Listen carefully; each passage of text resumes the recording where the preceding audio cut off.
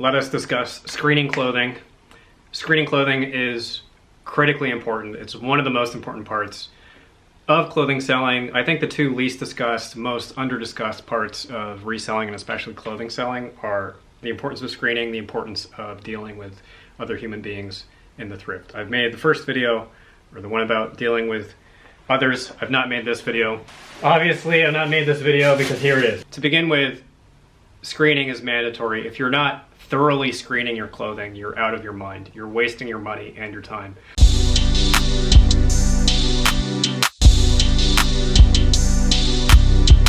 If you do not meticulously screen your clothing before paying for it, especially if the thrift stores don't have a return policy, you are throwing your money away, because even one little flaw, when you list the clothing item, you're either going to have to lie and omit the flaw, which is obviously not a good idea at all, or you're going to have to disclose it, and it's going to make it much harder to sell, and you're going to have to lower the price, sometimes significantly. And when you're running thin margins like you do on clothing a lot of the time, especially if you have an overpriced thrift store ecosystem like I do in California, you are basically just trying to break even. If you are spending $7 on a shirt that you're going to flip for 25, if that shirt has an unexpected Sharpie mark somewhere on a sleeve that you didn't notice before you bought it, now if you're flipping it for 16, 17 bucks, you're hopefully breaking even. Screening is extremely important, and it's extremely hard. It's really hard to do well, and you wouldn't think that would be the case, especially after selling clothing for as long as I've sold it. You would think that I wouldn't make critical errors all the time, and you would be wrong. It's its own little skill that you have to master or get pretty good at, and you do get better at it over time. And amazingly, a lot of it breaks down to mindset, which is a word that I find disgusting and overused. I hate the word, but mindset is really important. You know, you got to get that hustle mindset. No, you need the focus to do screening well. That takes care of most of the problems that you will have in terms of screening. Is you have to be super, hyper, monomaniacally focused on the screening process and weed out whatever distractions happen to be occurring in the environment to do it well. And the further you drift from that, the more mistakes you're gonna make, and you're going to make mistakes. It doesn't matter how good at screening you are, you're gonna screw something up somewhere along the line, and you're gonna find mistakes, hopefully before you take the photos, but oftentimes, for some reason, it's when you are in the process of listing the item. Maybe you're weighing it or folding it up before you put it in the inventory, and that's when you're gonna find the flaws. You're gonna have to back up, take new photos, upload it. It's gonna tack on a bunch of time. It's just going to happen. It's unavoidable. And of course, one of you or a couple of you will come into the comments section saying, yeah, it's unavoidable if you're mentally undisciplined. Okay, so the mindset thing, the hustler's mentality. First, you have to read all of Gary Vaynerchuk's books. Then you have to get the hustle, the gorilla mindset. Here's the thing, no, jokes aside, the location where you screen your items is gonna be really important. So you will have a cart or a handbasket full of stuff, and you need to take that stuff to somewhere in the thrift store that has abundant light. You want the brightest part of the store, and ideally that is bright as in natural sunlight, not the fluorescent overhead lights, although if you're thrifting later in the day, those can sometimes be preferable to low natural light. You want as much light as you can get. You also want to try to ideally find somewhere that's a little bit out of the way, a little far from the madding crowd, and this is easier said than done. The iron law, Murphy's iron law of thrifting is no matter where you are in the thrift store or what you're doing, there is always something directly behind you that's of absolute urgent fascination to another shopper. So find some obscure corner with a lot of natural light and wait for the inevitable, the horde of urukai to come knocking down your gate. So once you're actually screening the stuff, you should still have it on the hanger, hold it up, and you are gonna go over that garment like centimeter by centimeter. And that sounds like overkill, but when you're doing screening really well, you should invest a little bit more time in it than feels comfortable. Of course, everybody in reselling is all about streamlined processes and speed and all of this, but this is one area where it really benefits you to slow down and don't trust your own judgment so much, because it's so easy to get distracted and it's so easy to miss stuff. And that one little mental omission, that one little misstep, like I said, is the difference between that thing being a profitable item and being a waste of money. This is one of the weakest links in the chain of sourcing to selling. This is one of the easiest ways to cut yourself off at the knees. So just slow down, take a painful amount of time. You don't always have to do that. If you find something that's really crazy valuable, like if you find a Filson shirt or something really rare, that kind of stuff, you can actually get away just fine with selling it with flaws. And unless it's priced $100, something like a Filson shirt, you know you're gonna turn a profit on it. It might not end up being as much as you hope if you get it home and then you screen more thoroughly, you find some stains, tears, rips, but you're still gonna make money on it. So the really good stuff, I just kind of give a cursory once over and move on, because you can sometimes afford to do that. But more basic bread and butter stuff, which is the majority of what you're gonna find, don't do that. Also, there's a judgment call of when you do find flaws, how valuable is the thing, how in demand is the thing, and how much of a deal breaker is a flaw. My disposition is, unless it's something really special, the second I find even a minor flaw, I just toss it, because I would rather just spend the time listing something else. And if there's one flaw that I found, chances are pretty good that there's gonna be another flaw somewhere. So I just err on the side of throwing it back. I don't invest the time either to wash stuff unless it's something like some light dirt that is clearly, I'm just gonna be able to wet a washcloth and kind of rub it off and it'll be gone, then I'll do it. But if it's something that's gonna involve borax and Dawn dish soap and going to the laundromat and going to the dry cleaner, unless it's something really, really cool, I'm not gonna bother. And I'm gonna get a lot of people in the comments saying, how could you, how dare you? But I just throw the stuff back. I just throw the stuff back and move on. Opinions vary very wildly on that. When you're screening something, cast out all other contravening thoughts and areas of focus, which is easier said than done. I hate meditation for this reason, because I'm bad at it and it's annoying. So you're going over piece by piece and you can be thinking about nothing else. This sounds weird, but really, like, you have to be focusing 100% of your attention on what it is you're actually seeing. And you have to put yourself in the mental territory of imagining that you have already bought this thing and you're listing it. Because for some reason, when you put it under the photo lights, when you're looking at it up close at home or wherever you list, it just looks different. The flaws will be more obvious to you. Another note just occurred to me, and I know this all seems kind of airy-fairy, but this is really important stuff. When you find the haul at a thrift store, your natural feeling is probably going to be that you're excited that you found all the stuff and that you want it to be sale worthy. You don't actually want there to be flaws, and this is dangerous. This is not a good mentality to have. You should have actually the opposite mentality. You should just give yourself license to flash forward to the listing process and how much you probably hate doing it, and have the mentality of, please give me an excuse not to have to list this. And it's a mental trick, because of course you do want to list it because you want to earn the money, but that's going to make you less prone to errors. You're going to be less excited. You're going to be more skeptical. You're going to work more slowly, and you're going to be more naturally eager to find the flaws. And the flaws don't want to be found. You have to assume that there's going to be something wrong. And the nicer the thing is that you find, the more likely it is that it has flaws, and the more skeptical you should be and the more slowly you should move. So you're looking at the thing and you're saying, please God, don't make me photograph and list this.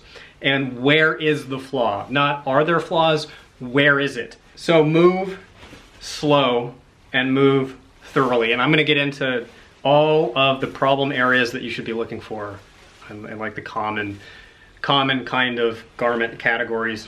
As a general note, I tend to just not sell all white clothing.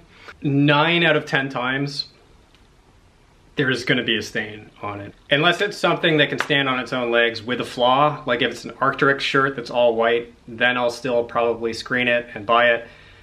Even then, you're gonna find a stain on it almost all of the time. So if it's a margin call, I just won't even put in the time to look at it. If it's like some linen shirt, or if it's a desirable dress shirt brand and it's white, I'll usually just pass it by.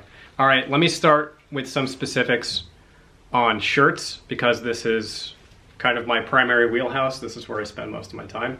Shirts have a few problem areas, and you need to, with every garment that you screen the entire thing, 100% of it, even just, you know, the middle of nowhere spots where you wouldn't expect there to be flaws. But here's where you can anticipate problems. In shirts, first place I check is this collar back here and on the sides, this whole collar ring right here. This is like half the time gonna have sweat staining. And again, if it's something really nice, doesn't necessarily matter. If it's mild, it doesn't necessarily matter. But if it's dark yellow, if it looks like someone wiped their ass with it, sorry, then you wanna pass by the shirt. Probably the second most common problem area is the armpits, and you have to be careful with the armpits, because based on the pattern of the shirt, the armpit stain can be more or less difficult to see. Plaids, dots make it hard to actually differentiate the discoloration on the shirt. This is one time with the armpits that it actually helps to hold the garment farther away from you and look. And look with your peripheral vision too. Don't look just straight on at it, look at the area around it, because sometimes stains, discolorations will pop out at you when you do that. The next area where you're gonna find issues is inside the cuffs. Inside the cuffs and around the cuffs, for some reason, this area gets chewed up. Also check up here. This button will often pop off. That will be missing, or there may be one or more buttons missing from this part of the cuff. Sometimes you will find a tear in this seam. I'm not actually sure what this part of the shirt anatomy is called. Next place I will check is the front buttons. I will look slowly and carefully down the whole line of buttons to see if there is one missing, and this will happen more often than you think, and it's easy to miss because you're probably keyed in mentally on stains and tears and holes. That one can sneak past you. So I'll look at every single button. It helps sometimes to visually, literally match up buttons with the holes, and then look down here and see if there's another hole that doesn't correspond to a button. Also, look to see if all of the buttons match. Like this one has a different colored button here at the bottom than the rest of them. And sometimes that'll happen. Sometimes that'll be a factory feature where they'll have an ornamental button that looks different than the other ones. Usually it's either the last or the first couple. But if it's an aftermarket thing, if it's conspicuously, like if it's one of the middle buttons and it's off, then that's a flaw as well. That will diminish the value a little bit. And then I will painstakingly go through the whole thing. I'll typically start with the sleeves, so I'll stretch it out like this, and I'll use my vision to scan excruciatingly slowly and look over the whole thing. And this whole time I have this circus in my mind saying, go look at the book section. Maybe you can find a vintage Isaac Asimov. So this whole time I'm telling myself to shut up, and I'm refocusing on what is coming into my eyes, and I am just looking and looking and looking and looking and doing nothing else. Obviously I'm talking right now. But I'm doing this for real because I actually bought this shirt for myself, so I did not screen this already. So I'm not acting. This is really me screening the shirt. This is how slowly I advocate you go, if not more slowly. So I would do that to the back as well. Once I do that, I'll also look at the seams. So sometimes there'll be a big chunk of stitching missing, especially from these shoulder seams down here, and you won't see it unless you pull them apart. So it's a good idea to kind of gently pull here, here, here, and look for holes. This is especially common with the fabrics that have elastane or spandex in them. The seams will pull apart. And then that's another thing worth mentioning, like look at irregular stitching. Sometimes there will be a section where the threading is all frayed or is missing out of part of it, and that's not a fatal flaw. That wouldn't be a deal breaker flaw, but that is something that you should probably disclose. So I'll do all of that, and then often, especially with shirts that can be unbuttoned, it is a good idea to unbutton it completely and hold it up to the light and see, you can actually see it's partially sheer. The light is coming through. This is especially important to do with wool, linen, anything like that isn't this poplin style fabric, but it's still a good call to probably do it with this kind of a shirt. You hold it up to the light and look for pinholes, which is another important point. Where the thrift store puts the tag is going to be critically important, regardless of what kind of garment it is, unless it's something like denim that can just absorb a puncture wound like that. But something like this, they did a good job here. It's right in the armpit and they didn't tear a big hole in it. But if it's something like a polo shirt and they put it right here, like I have a couple Travis Matthew polos, this happened to me yesterday when I was listing them. They have this big gaping hole right near the seam that's big enough from the price tag that I had to identify it in the listing as a flaw. And this is one of the things that I consistently wind up forgetting about and missing, again, because I'm excited and because I'm looking for other stuff. But look carefully at the placement of the barb and how big of a hole it has left. And if it's something that can't be healed, then consider leaving it behind if the margin isn't there. And what I mean by healed is some kinds of fabric, especially linen, the hole, if you cut the barb off and you massage the fabric, it'll kind of fill itself in. And it's a little bit of a cheat, but I mean, it's fine. It takes care of the cosmetic problem, and it is a cosmetic problem. It's typically not a structural problem, so I think it's fair play. You can kind of just close up the gap, but sometimes it's not possible, especially not with this kind of fabric. And not all thrift stores do the barb system. Some of them staple, which is even worse. They'll staple it to the collar. If they mess up the brand tag, that's of lowest priority. Also, on all of the stuff that you screen, you should be looking to make sure that it has a size tag and a material tag. And those aren't necessarily deal breaker issues, but they can be really influential in terms of how long the thing can take to sell, and especially how long it takes to list, because you have to figure all that stuff out and spend time explaining in the description. So this has a size tag, and then the material tag on shirts is 99% of the time going to be right down here on the right side. So that's the care tag, and I think the material's up here on its own separate label. Yeah, 65% polyester, etc. So that's just going to make your life easier, and it's also important because if you can tell that it's made of a valuable fabric, like you can tell it's 100% linen, but you can't prove it in the photos, it's not like the buyer is there to be able to handle the thing themselves. So they're going to have to take your word for it, and that's a harder pitch than if you can just show like this is truly 100% linen or 100% cashmere on the tag. So I screened this over. Again, my standards were a little more lax because this is just going to be something that I'm going to personally wear, but that seems to have passed the test. I didn't find any stains on the collar or the cuffs. I did not find any missing buttons. I didn't find any rips, tears, punctures. Didn't find any pilling, which is something, again, that I forgot to talk about. Screening is complicated. Pilling, I'll try to find an example somewhere. It's where the fabric forms little burrs and balls from shedding. So some of the fibers from the fabric will come out and will be rolled up into balls through friction. You'll find it in armpits, and you'll find it in the crotch on pants most often. And it's more common with older stuff, and it's much more common with wool or wool blend fabrics.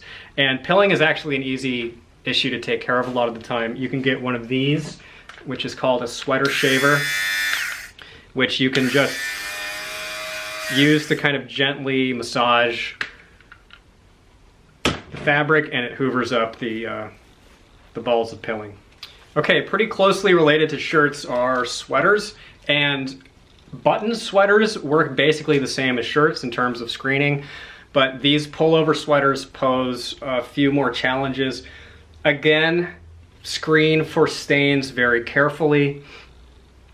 If the sweater is made of a nice fabric, especially cashmere, you should be extremely skeptical and move even more slowly than you do with shirts, because people don't donate cashmere unless something is wrong with it for the most part. Obviously there are exceptions, but the nicer the thing is, the more slowly you should move. Also, in my experience, these are the most treacherous in terms of missing stuff in the thrift, getting it home later and finding an issue. So obviously the same thing applies of just visually inspect, slowly. And I'll mention also, so I think I talked about this before, but I want to talk about this in more detail. You need the up close microscopic scan, and then you also need to hold the thing out and get the aerial view, because for some reason there are some flaws that are really obvious, or much more obvious when the thing is seen from a distance than when it's seen close up, especially light color stains. Like if someone set a coffee cup down and it left a little bit of a very faint brown ring somewhere on the garment, that's going to be less obvious when you're looking at it like this than if you are Google Earthing it and you are looking at it from this much distance. I can't explain why, but that is the case. Also, like I said, the visually confusing patterns, the plaids, checks, dots, a lot of stuff is going to leap out at you when you're looking at it from farther away than when you're looking at it close up for whatever reason. I'm sure there's some neurological explanation for that. So this sweater happens to be new with tags, so my guard is slightly down, although that's also a no-no, because why would someone donate something new with tags unless there was something wrong with it, which should be your attitude. So this trick is especially important here, because this is a wool blend sweater, and I'm gonna go through and look at every inch of this thing, not only holding it up to the light, but see how I'm gently stretching it. This section is ribbed here, so if there was a little hole, a little pinhole in here, it would be potentially invisible unless I were to stretch it out like this, in which case it would enlarge. And don't distend the fabric, but stretch it gently, slowly. This is always a fun maneuver. Well, you can do the same up here around the collar, and this is often where you're gonna find the holes. They're gonna be a lot of the time right beneath the collar, and they're going to be around the shoulder seams. So you can kind of inspect visually this top part. But then there's this whole no man's land in here that you didn't really get a clear view of. The best way that I've found to do this is to put it part way over your head like this, so you look very professional, and you hold it out and you visually inspect it like this, and it looks very stupid. But this is the most foolproof way that I've figured out how to do that. So the main torso, the trunk of the sweater, you scan like that. The sleeve fabric is tougher, and I've not found like a great way to do this, because if you hold it up, it's 2-ply, you're looking at 2 layers. So the holes are gonna be way less conspicuous. So the best way that I figured out is just do the microscopic search and kind of stretch the fabric and look for irregularities in the fabric and look for pinholes like that. And especially look down here in the cuff. I find holes in this area all the time. Also with sweaters, look for pilling in the armpits, look for pilling down here near the hem. If it's really bad, then sometimes I'll just leave it behind. T-shirts are a little bit of their own deal, So something like this, even if it had kind of discolorations or little stains, it wouldn't necessarily be as much of a deal breaker as something like this, because this is going to be enjoyed by some Miller High Life compatriot of mine who, you know, doesn't necessarily care that there's even a little hole in it or that it is kind of faded. This is in immaculate condition, so that doesn't apply. But this is the kind of thing where you have a little bit more room to play. Here's a pair of jeans, and this is a good example because I found flaws with this and I still decided to purchase it. It's because it's a Levi's silver tab vintage pair of these heavy twill jeans, if you can hear. So these are gonna sell because they're really popular at the moment, and they were $9, which is pretty good for jeans around here. The first thing to check is, does the fly work? This goes for anything with a zipper. Jackets, shirts, pants. Test all of the zippers. And this still gets me. I still forget to do this. And I'll get all the way to the point of getting the return and having to just send the person their money because of my own oversight. Because just a zipper clearly obviously doesn't work or is missing its pull. That'll get you, like if you find Patagonia jackets, expensive outdoors jackets, a lot of the time there just is no zipper. The zipper pulled off. So test the zipper, make sure it works. If it's button fly, make sure all the buttons are there. There really aren't as many traps and snares in jeans especially as there are in shirts because it's sturdier. Also, the standards can be lowered slightly because people tolerate more distressing and even destroying, famously, the ripped up jean knees. It's on trend to have the factory distressing on the legs. Especially vintage, people don't care as much, but still, if there's like a big diarrhea spot on it, then you're not going to want to sell it. There are deal breaker flaws, of course. If the hole is just enormous, then I would probably pass on it. I'm a little bit gun shy on destroyed jeans just because I'm a 33-year-old man and I feel like I don't have my finger on the pulse of what 19-year-olds really love in terms of that aesthetic. So I like to source jeans and pants that are in really good shape or that are clearly just factory distressed or factory destroyed. This will happen too, where you'll get distressing on these seams, these edges, especially on the back pockets here, and especially on the backs of the cuffs, because they drag on the ground, people step on them. If these are all tattered up, unless there's something amazing and I'm getting them for cheap, that is a deal breaker. If they're all chewed up, that's not a cool look. That just makes people look sloppy. They don't like it. Another problem area is the crotch. So I remember this used to happen to me a lot when I was like in middle school. I would develop these big holes right in the crotch area for some reason because I was just too extreme, just doing too many kick flips and ollies. I never did a single one my whole childhood, if you couldn't tell. But look for that. Sometimes you will find a big gaping hole right here. Look at these corners for the back pockets. A lot of the time you will find holes here. And also look for discolorations in the shape of wallets and phones and keys.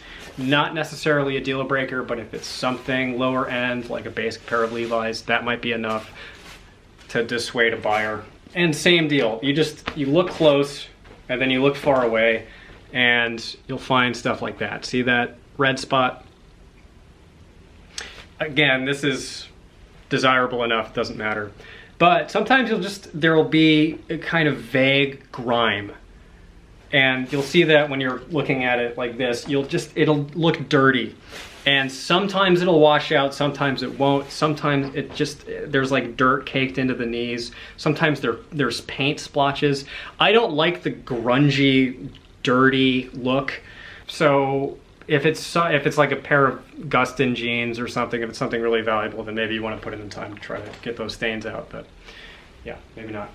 There's a pair of athletic shorts. These are pretty straightforward. I would like these to have a liner, you know, the built-in underwear, but these don't. If they do, look at the liner itself really carefully, because sometimes there will be some mysterious stains on it that you will have to disclose, and that's catastrophic. Also, just look at the interior in general, because even if the external shell is totally clean, devoid of any stains at all, the inside can be all caked up with sweat stains, yellowy discolorations, and someone may still buy it, but psychologically that is a pretty big hurdle to overcome. They're already out on a limb buying someone's used workout gear, so gross sweat stains are going to be perilous. Look in the waistband to make sure that the drawstring is still there. If there is a drawstring, make sure the drawstring is in okay condition. Sometimes it'll be all knotted up and chewed up. Look at the crotch, look for pilling, look for holes. Same score as before. Also, make sure the waistband, if there's elastic anywhere on the waist or the cuffs or whatever, make sure that it's not dry rotted, meaning when you pull it, it doesn't snap, crackle, and pop. It's still healthy elastic and it's not stretched out and distended. That reminds me, actually, jeans, especially women's jeans, if they are not 100% cotton, if they have any spandex or elastane content in them, can develop these wavy areas around the crotch especially, and that's from the spandex being stretched out and not snapping back into its original shape. So it'll be like this ruffle here, and that's something that women look for. Men, I think, don't wear as much stretch fabric, stupidly, as women do, and that's a true galaxy brain Thrift to Life clothing seller tip is, if you are a man, consider wearing women's jeans. I promise they are 3 times more comfortable than men's jeans, and they look better. So this is a sport coat. This is actually a good Bolo brand. It's Circle S, which do what do be doing Western wear, and these kind of cowboy jackets have done pretty well for me in the past.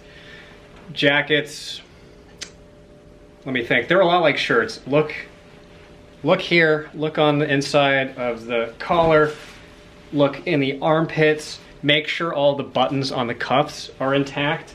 Sometimes they'll just be snapped in half for some reason but still attached, so make sure they're all round, make sure they're all there, make sure the buttons on the front are all there. That is a common problem. You'll just have 1 or 2 missing buttons. And make sure the lining is intact. Oftentimes these lined jackets will have just big tears right in the sleeve area here, where it turns into a sleeve. Or there will be gnarly sweat discolorations here. This is not as big of a problem as with some other categories of clothing. One important thing is you're gonna save yourself a lot of time if it has the actual size designation in the jacket, which this doesn't. Great. So, or does it? Oh, it does. So usually the size and material designations are going to be on a tag that's inside one of these pockets. Sometimes with the cheaper suits, it'll just be a material tag like on a shirt down here. So this is 54L, which is really useful because while I know how to size jackets just based on measurements taken, it is a pain in the ass, especially because officially there's no variation on how jackets are measured. But in terms of how people buy, for some reason there's this big margin of error where people are used to a specific size from a specific brand. So if they get the same size from another brand, they will be pissed off because it doesn't fit in the exact same way. And most people don't double check the measurements, or a lot of them don't. It's one of the worst parts of selling sport coats and suits.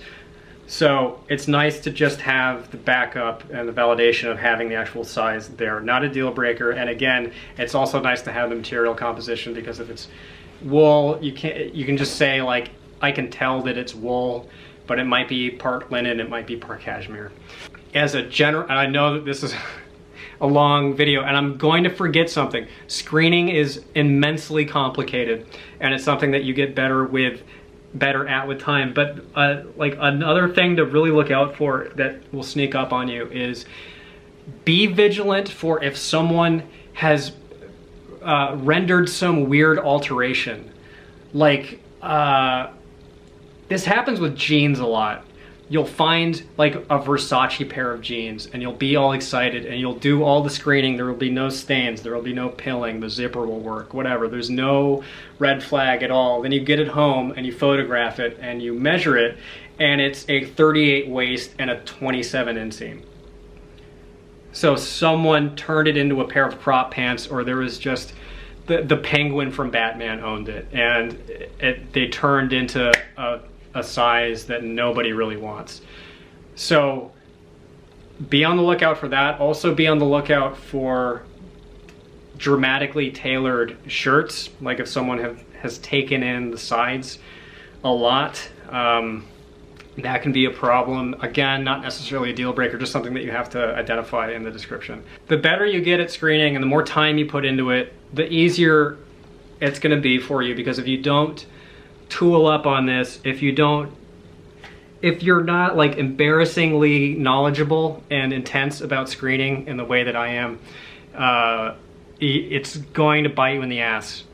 This is something that you should take quite seriously. And don't freak out about it, but don't let yourself off the hook and assume that everything's going to be peachy keen and fine, because you can run into really serious problems. You can find stuff.